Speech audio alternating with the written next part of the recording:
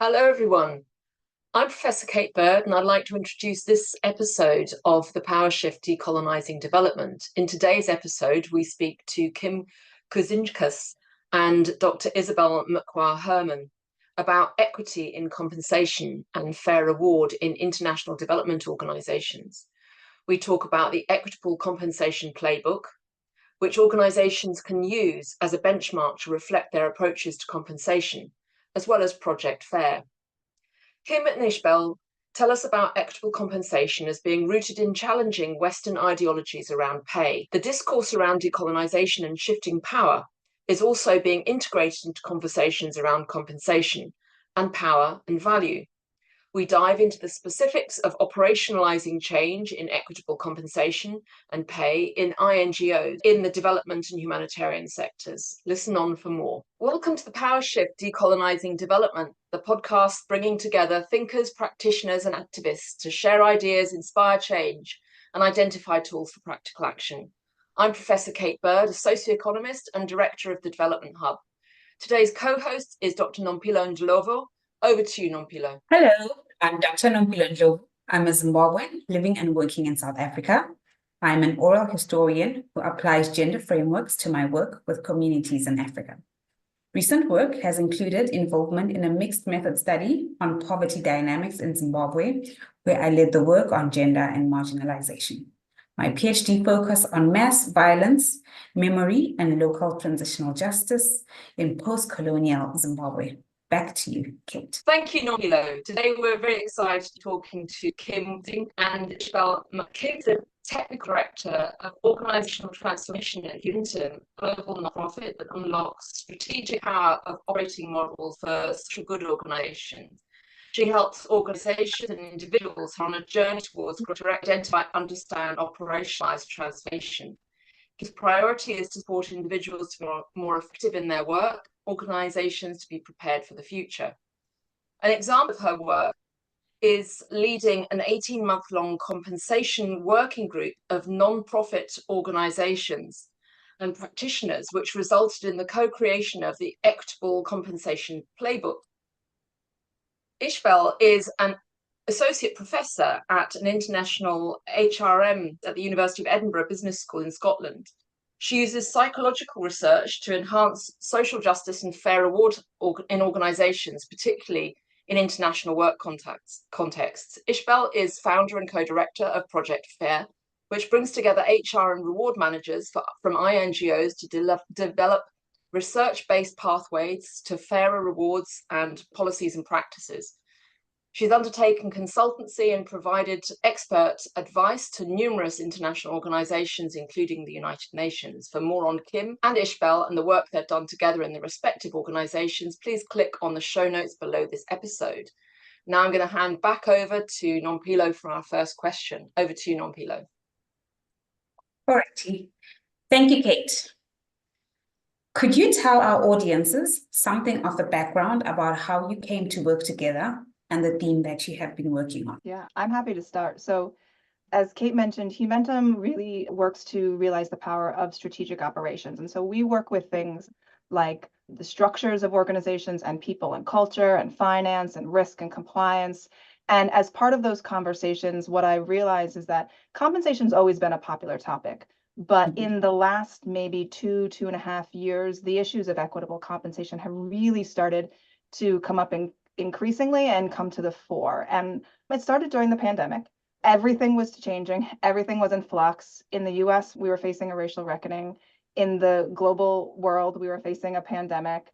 And there were increasing a new upswing in the world of power shift and locally led development in our sector.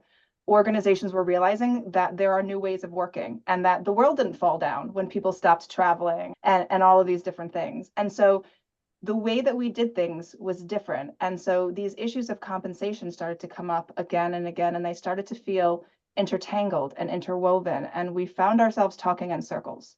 So what we did was we put together a working group of compensation professionals to try and figure out what actually is the problem. And what we realized was that traditional ways of working, traditional ways of compensating individuals and staff are no longer fit for purpose in today's world. And so we spent some time thinking about why is that happening? And one of the reasons that came up was there's an increased discussion and focus on equity, but we don't actually know what equity means. We don't have a common definition of what that looks like. And so what we did was we spent about a year identifying different archetypes of existing approaches that are currently happening. We came up with 3. And then we set about thinking about, okay, how do we make sense of these different archetypes? How do we help people use these to make sense of what's currently happening and what they need to change? And so that all turned into what we're calling the Equitable Compensation Playbook. It's a way for international organizations to reflect on what their existing approaches are and how to make it more equitable. And as we were doing this, a number of our working group members were also involved with Project FAIR. And they said, hey, do you know about this organization and what they're doing? There seems to be some synergy here. And I didn't. So I met with Ishbel and her colleague, Julia, and it became instantly clear that our work is truly complementary. And so we decided to team up. Yeah, perhaps I can add on to that a little bit from my perspective. So for me, I've been really studying this area of fair pay in INGOs for more than 17 years. I was working previously in the aid and development sector myself, and I was really struck actually through that work seeing just the impact that these different salaries had on employees. So my background is in work psychology. So I came to the university to do my PhD really to understand what is the impact of these kind of dual salary systems, so paying national and international staff on different wages. What is the impact of that on employees' well-being and performance? And of course, kind of what we found was it's not good. It's not good for employees at work to feel that their systems are unfair. So after some time, we talked about our research a lot, and many of these organizations were saying, we know this is a problem. We know our staff aren't in a good space. We just don't know what to do about it. And so that was the point, 2016, when I founded Project FAIR. And the idea here really was to flip the focus to say, instead of problematizing this and saying, what you're doing is terrible for your staff, working with the INGOs to really bring them together, to share lessons learned, look for best practices so that we could shift towards fairer systems. It's very difficult, it's very complex. Trying to change pay structures is not something you can just do overnight. And the more I learn about it, even after 17 years, the more I learn, the more complex it becomes, and I realize it is. I think though, for me, what really keeps me going is that these organizations, they really want to change. They just don't know how. And so that's what we're kind of trying to help with at Project FAIR is actually, let's do some research, let's learn from one another and help to kind of create a fairer space for everybody. Okay. Sounds exciting and difficult at the same time. Before I move to the second question, can I just ask a follow-up, especially to Kim, to say you spoke of compensation professionals, a working group, but what was the criteria behind who formed that working group, the initial working group that you kind of had? You don't have to name organizations because that could be quite personal, but to kind of say, what were you looking for? What's that initial working group? Where are they from? Good question. So we've been bringing together people in informal spaces since the start of the organization. But during the pandemic, we really ramped it up and people were meeting on a weekly basis because things were changing just so quickly. And so we would bring together a number of executive HR and COOs together, for example, to talk about the changing way of work. And so it really kind of, I think, pulled from that core group. And the first criteria is we always are looking for a coalition of the willing. So really people who will get it and who are motivated and who are willing to bring themselves to the space. But then really we're looking for practitioners, those who are in it and doing it and kind of digging in the weeds and the nuance. Because as Ishbel said, this is nuanced, complicated, complex issues. And so it's not looking at it from a theoretical level. It's really thinking about how is this being applied in practical terms, because those individuals are the ones who know the issue the best. And so we had a pretty good spread of really large organizations and small. And as I'm sure you know, there are some differences in terms of resources, in terms of even the internal capacity within organizations. Not all organizations have compensation practitioners who can dedicate their time to this, for example. And so one of the reasons that we wanted to do this was to leverage the power of those organizations who did have that resources so that smaller organizations who may not have that expertise can benefit. Thank you for highlighting that you started with your existing networks and then expanded from there. The second question, what links equitable compensation with decolonizing, localizing, and anti-racist approaches in the global development and humanitarian sectors? Shall I go first this time, Kim? Yeah. Please, Ishbel. Okay, so it's a big question and a very, very important question. And actually, I don't often talk about it in those specific words in Project Fair. I don't say we're trying to decolonize pay because we're already dealing with such an emotive kind of topic here.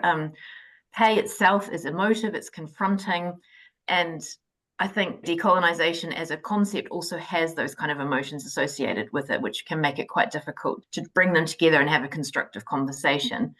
But really, when we talk about fairness and when we really strip it back, it's actually about that shift away from those outdated models of aid, that kind of unquestioning prioritization of those Western and neoliberal ideologies, to starting to think about what are other forms of knowing and ways of thinking, and how are those incorporated into what we're doing within the aid and development sector. They're so important and they've been absent for so long. When we think about pay, we historically kind of structure it around the idea of this international expert who's delivering something to a local kind of novice. And this sets up a power dynamic. And then, of course, when we pay people in different ways, international and national, that reinforces that power dynamic. And so really, when we come down to it, it looks to me like this is a colonial dynamic that's being reinforced through these pay systems. And in our research, I don't know if it's helpful to hear some kind of figures around this, but in our research, we found that similarly skilled and qualified people who were doing very similar jobs earned on average 4 times more if they came from abroad. And in some countries, this was up to 10 times more. And that's massive if you think the person you're sitting next to, you're doing a very similar job, actually you probably have more context, more understanding of the local context. And they're earning 10 times your salary just because of where they come from. That starts to just really kind of rub. So yeah, a very visible symptom of that kind of bigger systems problem that we're trying to address. So yeah, I guess, I mean, at its base, it really is just about helping organizations to start to question some of those historical structures, to say, why do we use these systems? Actually, why do you use international staff? Do you need international staff still? What purpose do they serve for your organization? And, why do you pay people on different salary scales? Sometimes that question why can really take you quite a long way, I think, in challenging some of those very outdated models. Yeah. And I would add, I think it's definitely a symptom of the broader system that we have been working in. The traditional staffing structure and recruitment, how we recruit, how we staff, how we pay, has all of those different power inequities that Ishbel's been talking about. I also would say that it's also a signal of where we're going. However, there's a whole lot of discourse and dialogue and resources around decolonizing and power shifting and locally led development. And just as importantly, what I'm seeing is that there is an increase in the amount of personal and institutional reflection and introspection about what needs to change and about what that means practically. So there are mindset shifts that are happening. And so the fact that we're having this conversation right now, I think, is a signal of this change and this understanding that compensation keeps coming up consistently and persistently because it's based on value. When I get paid, it's a signal of what my value and my worth is. And we're having more and more open conversations and frank conversations around power and worth and value. And so that's why this thing keeps coming up and seems to be popping up more and more, and how it's related to all of these broader conversations. I would say another way that it links into these broader conversations is just the sheer complexity of what this looks like. Ishbel mentioned this. This is not something that, you're going to say, this is wrong, and so we're going to fix it. If we could have fixed it, we would have fixed it by now if it was that simple. It's just the more that I learn, it is complex, it is nuanced, there's no clear right and wrong way to do things. And so it's not as easy as just saying we should fix this, and so that's where the real struggle is. The real struggle is in the process and in the how. And so there may never be the right answer, but what there can be is transparency, humbleness, openness for dialogue. And that is really, I think, mirrored in these broader conversations around power shift. Could I add to that? You're making me kind of think as well. The concepts of decolonization, localization, they're quite high level concepts. And what we're doing with this pay and the compensation play kit is really operationalizing that. It's really saying on a practical sense, what does that mean for the organization? It's not even how the organization interacts with, the community. It's really inside your organization. Those dynamics are really important. They also reflect those big topics, but we can kind of give you guidelines and help you to question what you're doing internally in that kind of sense. Okay. Thank you. All right, next question. You have been wrestling with the issue of equitable compensation for some time. Your work has created a concrete result in that you recently published a guide on equitable compensation aimed at international NGOs. I think you mentioned it right at the beginning. You also launched a video introducing your approach and hosted an international webinar. Could you bring our listeners and viewers up to speed on the key principles of your approach? Sure. Shall I go first, Kim? Yeah. Okay, so from our perspective at Project FAIR, the Equitable Compensation Playbook, it's super exciting.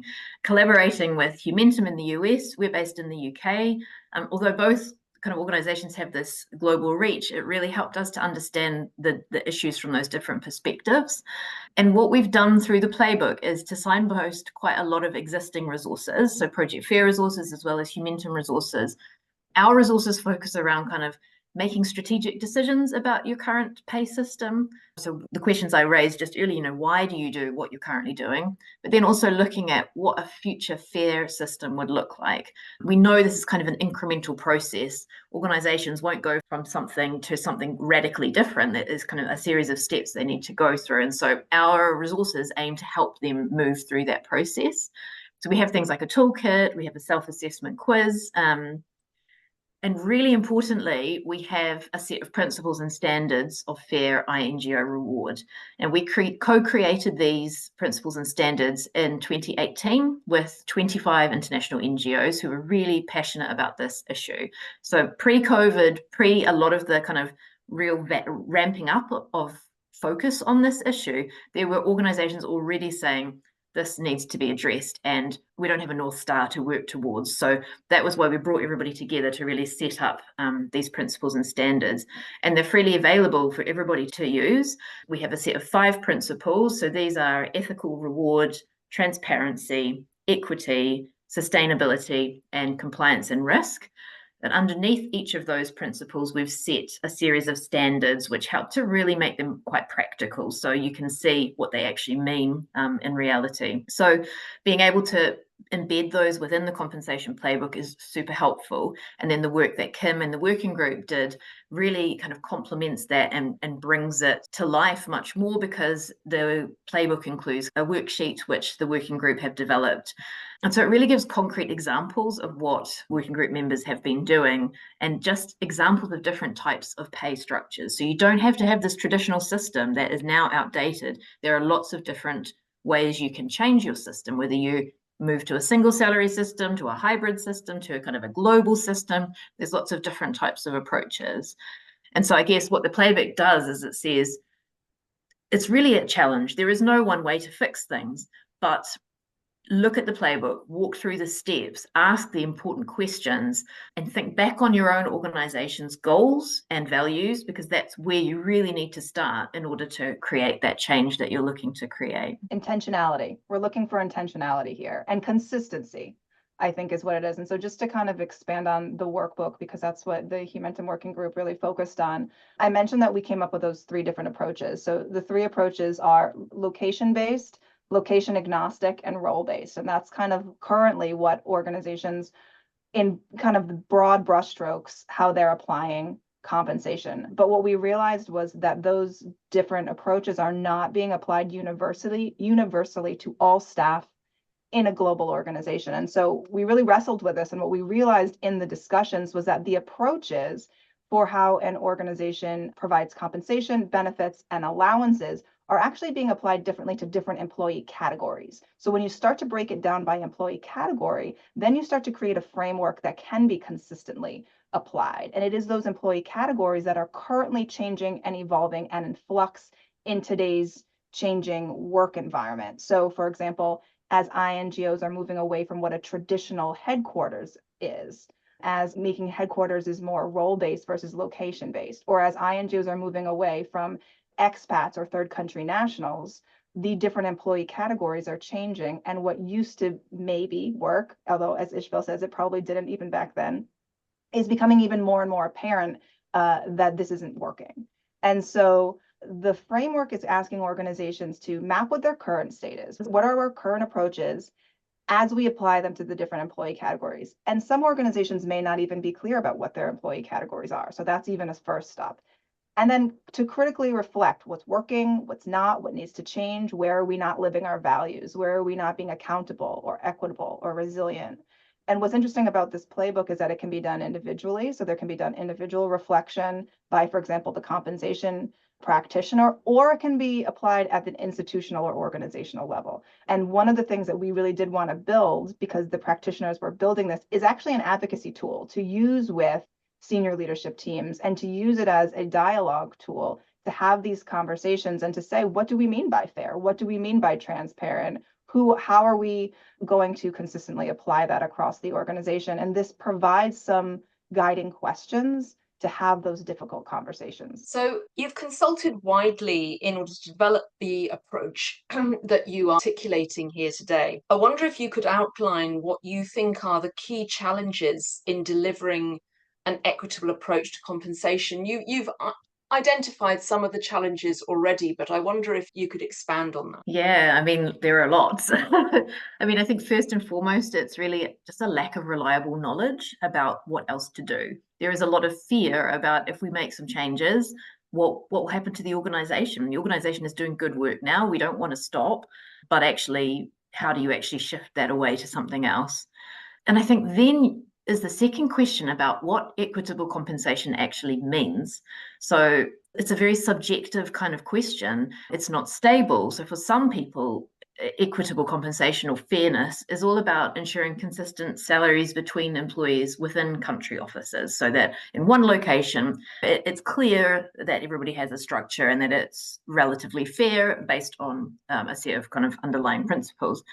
But for others, it's more about saying across different country offices, that's what we want to be fair. So we want to see, if we've got a country director in two different offices, they're earning the same amount of money. For others, they go even further to say it needs to be one global salary system for the whole organization.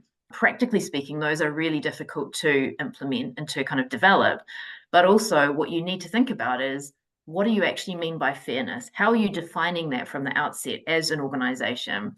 It's subjective, it depends on each individual, and it's not stable. It depends on what context you find yourself within.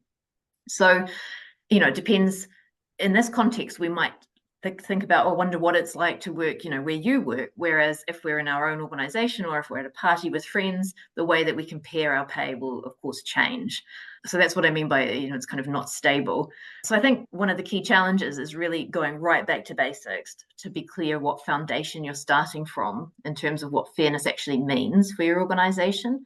You don't have to have everybody agreeing with that, but you just need to have a transparent kind of system or a transparent definition for this is what we mean and this is why we do it, and have conversations, make sure everybody understands that. They may not agree with it, but it needs to be kind of clear. I can go into more detail about kind of specific challenges, but overarching, I think that is a real issue. And then once you start to roll out making changes and thinking about how to do that, a big third challenge is the quality of the data that exists. So when you start to use benchmarking data in local countries, what you have to remember that is a reflection of the current state in that location. So it has any kind of biases, any inherent biases are still baked into the data. So the data itself is not objective. It's probably skewed for senior roles being more well paid. But if you keep saying we're going to pay people at the 50th percentile or the 70th percentile, that's not going to change the relative kind of dynamic between employees. So we know, for example, one organization in our network has decided to pitch their senior roles at the 30th percentile of the market data because they recognize that salaries for those roles are inflated compared to the other roles. The roles that are generally at the bottom of the organization, they have really much lower pay. So it's really interesting to see them doing that and trying to be very active about making that change. There's all sorts of other challenges as well, thinking about getting buy-in from senior management, making them understand that this is not just an operational challenge. This is actually really an imperative for your organization. It's a really key issue, strategically, reputationally, really important. Thinking about donor restrictions also. So sometimes funders require particular roles to be filled by expatriates or by a national of the country from which they are funding. You know, if it's a Norwegian, for example, or a US funding agency, sometimes they say, you know, the project manager has to be from our country and they have to be paid on an international salary. And so then the best will in the world makes it really hard for you to actually shift your organization away from those kinds of systems. I'll maybe pass over to Kim now. Yep, I would agree with all of those. And I think we could talk about a lot of those challenges all day long. I mean, I think if you want to go back to basics, well, as I mentioned in our working group, we started with how do you define equitable compensation? And the way that we defined it is we said compensation needs to be comparatively fair. So we didn't say equal, we said comparatively fair, consistently applied, and transparently communicated. And it sounds simple, but when you break it down, it can get really complex. So I mean, Ishbel, I've learned so much from her about what it means to be comparatively fair. But what the big takeaway for me is you don't get to cheat. You don't get to just borrow someone else's definition. Your organization has to do the work because it means something different for every single organization. Each context is different, each geographical, each structure is different. And so you don't get to just cheat. You can take the easy way out. You have to do the internal work. And that means having the conversations and making sure that there's buy-in and understanding across the board. And then consistently applied, you have to acknowledge sometimes there's going to be scenarios where you cannot square the circle, where you have to decide, are you being fair to the person and to the role, or are you being fair to the local market? And sometimes you can't square that circle. You can't say that you can do both. And so that's where the definition becomes really clear so that you can be consistent to what you mean across the board. Every time I talk to an HR person, I hear new examples of exceptions. There's so many exceptions out there, and it's incredibly nuanced and complex. And there's so many different scenarios that it's really easy to get bogged down in those individual scenarios because each individual scenario represents a person's life and their value and their worth. And so how do you create a framework and an approach that will work? And then not just the policies, but the practice to apply that consistently. And then the transparently communicated, I think, can be one of the more difficult things. It's easy to say we believe in transparency. It's really hard to do on a topic that's so emotive. You can have the most thoughtful, deliberate approach, and it's hard to communicate because you have to communicate up, down, across to all sorts of different stakeholders who are not HR professionals and don't know the ins and outs of different countries and laws and the differences between allowances and benefits versus compensation and what the whole package looks like. And every time you can be as clear as possible and people are still going to hear what they want to hear and misinterpret. And so the transparency part, I think, is a whole piece which requires education and patience and trust and a strong culture where people believe that you have strong intent and you have the ability to follow through on that intent. The bottom line is this stuff is hard. It's complex, it's nuanced, and it's not necessarily straightforward. And then you have all the different things that Ishbel mentioned around external pressures and environments that are not even in the control of an organization to change. I was going to ask you something shortly, but as you were speaking, both of you, I thought that the use of the word transparency was going to be the hardest one. Yeah. So I'm not surprised to hear that you brought it up as well, Kim. In the countries where I come from, South Africa, Zimbabwe, most of Southern Africa, it's actually illegal to be sharing your salary, you know, with a fellow co-worker in the office, right? It's actually illegal to even show your payslip. So, I mean, there's actually national laws where you don't do that. And so I even wonder how you start with data. It's not a question. I'm marveling at the fact that in everything you were saying, I keep thinking the use of the word transparency is easy, but to actually make salaries transparent is... And in places where legally you can't is the fact that it's illegal in some cases is, what does that say about, you know, the culture and the value and our understanding about what this all looks like If we're doing this all in secret, then where is the accountability for that? And so how are you also able to educate individuals about how all the pieces of a total reward system works if you can't talk about it? And I know in the US, it's starting to almost go the opposite, where you are required to provide pay grades on recruitment postings. And so that's starting to break down barriers, because it almost takes away the decision point from the organization, because they have to do it legally. But there's what you do legally, and then there's making sure that your staff understand, have buy-in, and interpret it correctly. And those are two different sets of challenges. Yeah, and that they trust that what you're telling them, here, if you're maybe publishing your salary structure, you don't have to, I mean, obviously not publishing specific individual data, but your salary structure on your website, your staff need to trust that that's actually what's happening, and it's not all exceptions, because as Kim said, there are so many exceptions. So many people are, red circled, so that they just carry on with their salary until they leave the organization, which, is another challenge. Thank you for running through those details with us. And I guess one of the things that strikes me is that you've talked about nuance a lot, and you've talked about challenges, but you've also talked about how a large number of international NGOs came together in 2018, quite a long time ago now, and voluntarily started working on this together. So although there are challenges, and although it is nuanced and complicated, there's also commitment to change. So I wonder if, before we move on, you could give, obviously not naming organizations, but some kind of concrete examples of positive change that you've seen out there in the world, where fair compensation is being taken seriously and progressive changes have been made. Absolutely. I mean, we've started, I think since even before 2018, we started creating case studies of organizations. So on the Project Fair website, you'll find a number of case studies that really outline organizations who have made change. And so that can be, there are different, as I mentioned earlier, it's an incremental process to change. So for some organizations where they don't have any kind of system in place, many smaller organizations don't actually have a standard pay structure in place. So for them, just starting to get a pay structure in place so that everybody is, their jobs have been kind of evaluated for their size and for the kind of skills and competencies that you require to do those jobs. And then you put them together in a structure of relative pay. So that's kind of a first point towards fairness. That in itself is a good step for organizations who haven't had that in the past. And then you go to the other extreme, where we've got a number of organizations in our network who have completely shifted to a single salary system. So they've just said, we no longer have international and national contracts. We no longer pay people on those two different salary systems. We've literally shifted towards a single system. It's based in the location where the people work, because it's all about their kind of cost of living and the relative wealth that they would have according to the space that they're located. And so we've seen there are a number of organizations who have done that already.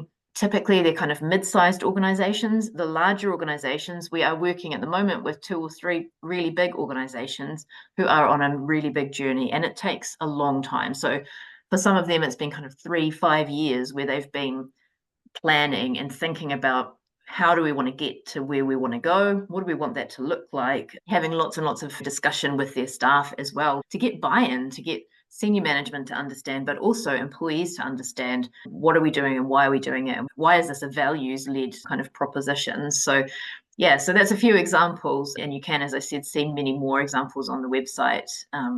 Always happy to share it, because I think it's so important to kind of learn from what others have been doing. Thank you. And the only other thing I would add, Kate, is I'm seeing a decrease in the use of expats and an increase in local or more proximate hiring. And I think there are instances where organizations are doing what they can. So sometimes, as Kate mentioned, they can't do away with expats totally because of the way that their funding requirements are. But there is definitely a trend in recognizing that where there are international hires, if you will, it needs to be intentional, deliberate, and ideally with a sustainability plan in for how to make that transition. Yeah, thank you. And I just want to emphasize to all the listeners and viewers that our show notes link through to the Project Fair website and case studies, and also to the Equitable Compensation Playbook. And something that strikes me from what you've both just said is that although civil society organisations and INGOs may be seeking to make progressive changes and to move towards an equitable compensation framework, they are within a broader ecosystem. And if their donors are requiring nationality-based hires, which I didn't realise happened in my naivety, then making these changes is difficult. And I suppose that kind of brings up again this issue that we're not acting in isolation, we're acting together. For us at the Development Hub, one of the things that we've bought into is the fact that change happens in community. And none of us are acting alone. And it's through working together that progressive change can happen. So I suppose this leads on to my next question, which is how the issue of equitable compensation within international NGOs fits within wider structural issues. So, for example, how different roles within international and interracial teams are valued and compensated across organisations working in networks and partnerships can lead to gradients in pay. So you can have large international NGOs paying more highly than small local civil society organizations. You can have civil society organizations paying more highly than local government organizations or national government organizations. And what I've seen in many of the countries that I've worked in the past is that national civil society organizations, national governments and local governments find it very hard to retain good staff. They train them, they build their capacity, and then those people leave. They're headhunted or they move on to an international NGO or they move on to the UN system. It's very hard to build the capacity that's necessary to actually drive locally led development. So when we're thinking about compensation, it's within a context, and that context is where we're wanting to see locally led development. And I want to kind of just explore the contradictions there, or the tensions between doing good within the international NGO system or being more equitable there, but creating greater disparity between the international NGO system and local civil society or local national organizations. I wonder if you could explore those issues a bit for me. Yeah, shall I start, Kim? Because I've got kind of a quick response, and maybe pass over to you. Yeah, I mean, I think you are raising such an important issue. And actually, it's something that I studied in my PhD way back when, this kind of idea of a hierarchy of different types of organizations, but also different jobs within the organizations, looking across the whole ecosystem. We've got volunteers, we've got consultants, we've got contractors, we've got expatriates, and then we've got national staff in those categories as well. And it's really a problem, it really is. But as you say, the kind of idea of international organizations poaching those good staff from the national organizations is really a challenge. And what we promote through Project FAIR is using the national context as your benchmark, as your kind of point of reference. So the idea is not to be bringing everybody's pay up, but actually to be bringing international NGO salaries into line with the local context. They shouldn't be inflated. For people who are doing similar roles in similar organizations, they just simply shouldn't get more just because it's an international NGO. I mean, maybe I'm a bit idealistic, but that, I hope, is where things will shift towards.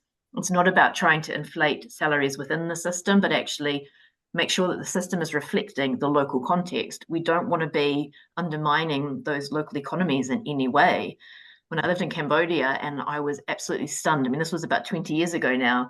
I was absolutely stunned at the dual economy that was in existence. There was the expatriate economy, and then there was the local economy. And it was so confronting to me. That was what really prompted me to want to do all of this research and understand it much more. But that's the kind of thing we need to shift away from.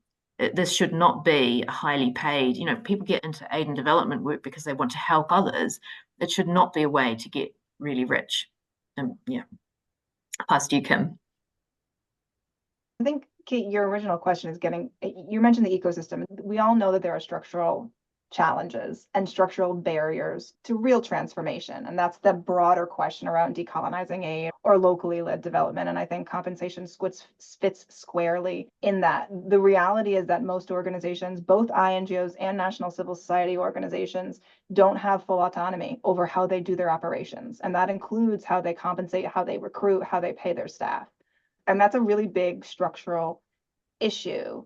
Just to clarify, I am not a compensation expert. I work with a lot of smart compensation experts. So I don't know that there are requirements for specific nationality of hires, but there are often key personnel requirements, which kind of skew the game, if you will. So there are funders who say we are looking for X amount of experience in this area, et cetera. And that basically puts a certain pool of people in that are eligible for being hired and excludes a certain pool. And those are the certain things that structurally I think need to change. So that's one way that we can start to level the playing field.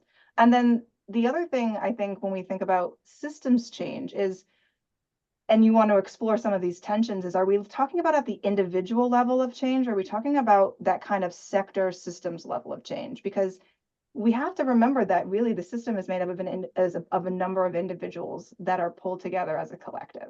And it's hard to change the game midway through. There are going to be these tensions and these kind of growing pains. If I'm an individual working in Cambodia and I'm working for a national civil society organization and I'm given the opportunity to work for an INGO and increase my buying power, increase my positional power by moving up, it's understandable to see why that would make sense to me as an individual. It's also understandable to see at the systems level how that doesn't make sense from a market system, from a long-term perspective, et cetera. But again, there's no real easy answer. I think the obvious answer is long-term to level that playing field, to create an enabling environment for national civil society organizations to hire enough staff to pay them properly.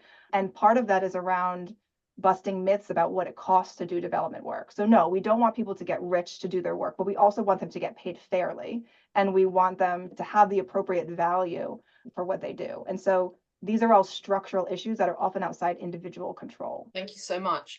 One of the contradictions that I can hear in the answers that you've given me is that you've talked about bringing salaries in line with local context, but you've separately talked about role-based salaries. So I can imagine, for example, somebody being paid based on their role, whether they're in New York or Nairobi. And if that's the case across a global organization, then if they're being paid at the New York salary rate in Nairobi, that's not necessarily going to be in line with local context. So you've got these tensions within the system. And this is where it comes back to the principles that you were outlining earlier about transparency and consistency and clear communication and so on, that you have to pick an approach, pick a horse. And that's where we're talking about what's your definition of fair, because that example you just gave is exactly what's happening. And maybe 10, 15 years ago, a lot of the global support roles, for example, let's say we're talking about for a large INGO, the CFO of the entire organization used to be hired in New York. And so that salary scale made sense. But in today's world, the CFO could get hired in Nairobi. And so are you hiring them based on that traditional headquarters, if you will, salary scale, or on the local market rate? And an organization needs to have an approach. It needs to have a rationale behind that approach, and then being able to consistently apply that. And one way to do it, I think, Ishbel, is to say, okay, here's the local Nairobi market rate, but it may be a different grade within that market rate because they have global responsibilities instead of local responsibilities. And that's one way that many organizations are trying to square that circle. Yeah, so you could have a structure which said the grade that a role would be at, and then you would use the local data for that role. So you would say, right, that role, say it's a grade D, we know that in a Nairobi market, this is what that is worth. And we know that in a New York market, this is what that is worth. We haven't talked at all about remote working, which is another real challenge. But, the idea there is you've got a consistent structure in place, but you're applying the data, the local market data from those different locations. And then as Kim says, if you have a role that then has a global scope or maybe a regional scope, that's kind of baked into the structure that you're using. So you say, right, if you've got a global scope, you're going to be a higher grade, and that higher grade will include different things. So there's a lot of art in there. One of the people in our steering group talks about this as being a science and an art, because you can't just take the data and use it. You have to really be thoughtful about how you're using it and why you're using it in different ways, constantly looking at what everybody else is doing as well to make sure you're not inflating the market or indeed positioning yourself too low that you won't be able to recruit for those kinds of roles. So it's really a complex challenge. And can I just add one thing, which is, as we get into these details, imagine now that I'm a small organization and I have an HR generalist. I don't have someone who's able to pull all this data and look at different country rates, all this stuff. So then what do? How do you kind of work within the constraints and the resources that you currently have? So it's all a balance. Mm-hmm. Mm-hmm. And that's where the guidance that you've provided is so valuable to these smaller organizations, because you're drawing on the expertise of larger organizations, a whole set of experts. And that's what's so great about this interview, is that we're really getting into the nitty-gritty of actually operationalizing real change. And I love that. Pilo, do you have any final questions to ask before I move on to our closing question? I have a lot of questions, but I have to keep them to myself. I did wonder, is there anyone right now, any category of persons that are falling outside of the confines of what your organizations can provide? For example, legally, you have so many African countries that don't recognize the LGBTQ community, right? For example. So in Uganda or anything like that, it doesn't matter what you would think is fair play, right? Or what their financial needs are because of certain health areas or things that they need to address. So are we seeing it almost having to cater for normativity? And then there's a whole lot of people that fall outside of that. Are they parts of this playbook that actually will never cover or have everybody involved? Who's left out? Yeah, I think it's such a great and such an important question. We try and have those DEI conversations in parallel, because we say pay is just the really visible manifestation of inequality, but there's so much more. And I think the process of asking a lot of these why questions will help to bring some of these other points out. But there are real power challenges in any kind of system that you're putting in place. So yeah, I think you're right. There will absolutely be people who are missed. And I think the other real challenge is making sure that there is not someone sitting in headquarters designing a system that is then imposed somewhere else, because that is, of course, what we definitely don't want to happen. It needs to be based on the local context, on what makes sense locally as well. So, for example, the research I've been doing around what does it mean to be fair, we know in a kind of a Western neoliberal space, so I'm in the UK, we tend to focus on equity. It's a kind of a meritocratic perspective, but we absolutely know that in other countries, there's more of a need-based perspective, or more of an equal kind of absolute equality-based perspective. And if we're only focusing on that equity piece, we're absolutely imposing, again, another kind of idea on these other ways of thinking, which we want to avoid. So, I mean, I know this is kind of a long way to get back to your question, but really it's about all of that has to be stripped back and questioned as who is being left out? What are we standing for? Why are we saying a meritocratic perspective is the right way to go? Why do we say somebody who has a university degree earns more than somebody who doesn't? Does that actually matter? Maybe it does in the UK, that's kind of what we've been brought up like, but does it really matter? So all of those really difficult questions. And then after that, I mean, we still need to ask all of those more minute questions of who else is actually being absent in this. So it's, I think, as you say, it's like a really kind of layered, very deep, very structural challenge. But we do very much try and bring in that thought around this isn't just a pay issue. This is an organization-wide issue. It's a sector-wide issue. It's a societal-wide issue that we need to be engaging with. I feel like you should come back for another podcast. Over to you, Kate. Thank you. So, Ishbel, thank you so much for joining us today and sharing your ideas and your knowledge with us. To finish up, I wonder if you can each identify a practical step that our listeners and viewers can take to implement equity and shifting power, whether they're members of the engaged general public or the development and humanitarian sector. For me, this is a question of values. So I think it's about asking what values underpin your thinking about what fair pay is. Our Project FAIR principles and standards offer a concrete set of principles that the sector can aim to work towards to try and create fairer pay systems. And I think central to these are really questions about transparency and consistency in how decisions are being made. But as I've just said, this is really very much based on a kind of a set of assumptions about what fairness means and what you value as being fair. So for me, the first step really is question this. Ask yourself, ask your organization, ask your colleagues what fair pay means. Recognize that we all have different perspectives on it. And so as we're trying to shift towards a fairer system, we really need to go back and first define what we mean by fairer. I mean, I can't agree more. I think it starts with asking the right questions, which is why we developed this playbook and this workbook. It's really a guide for a process of reflection. And so if compensation is a manifestation or a symbol of power and value, then what can I do? I can ask myself, where do I hold power? How do I wield that power? Where can I share that power? Where can I cede that power? And I think with respect to compensation, what we can be asking ourselves is, how can I use my voice to ask those tough questions in the organization? Because oftentimes these questions are not being asked. So even better, I think, is to ask the tough questions and then not to expect there to be a simple solution that's going to happen overnight. I think to ask the tough questions and then be in it for the long haul and dig into the complexity and these nuances and the messiness and hold space for that. I think we need to get better at holding space for the messiness and for the complexity, and we need to get better at holding space for trying and failing forward and being transparent about it, as long as we're all moving in the right direction. Thank you so much.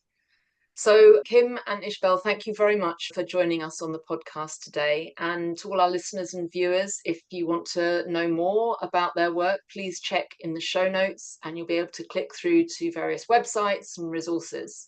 So thank you very much and goodbye from me. Thank you very much. Thank you. Thank you.